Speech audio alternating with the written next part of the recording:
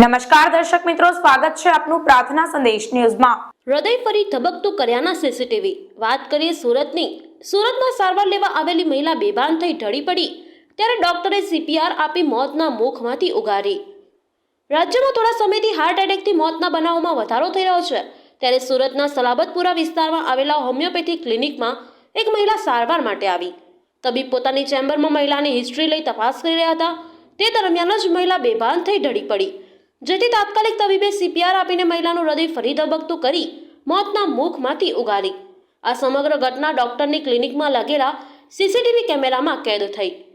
તપાસ કરે તે પહેલા મહિલા બેભાન થઈ ગઈ। મળતી માહિતી પ્રમાણે સલાબતપુરા વિસ્તારમાં આવેલા હજુરી ચેમ્બરમાં KD care and cure homeopathy clinic આવેલ છે, જેમાં ડોક્ટર તરીકે અયાઝ ગોગારી કામ કરે છે। ગત 1 જાન્યુઆરીના રોજ 45 વર્ષના શહેનાઝ બાનો નામની મહિલા ગળામાંથી ભોજન નીચે ન ઉતરવા અને અશક્તિ અનુભવતા હોવાની ફરિયાદ સાથે ક્લિનિકમાં આવ્યા। ડોક્ટર અયાઝે મહિલાને શું તકલીફ થાય છે તે અંગે પૂછપરછ કરી રહ્યા હતા।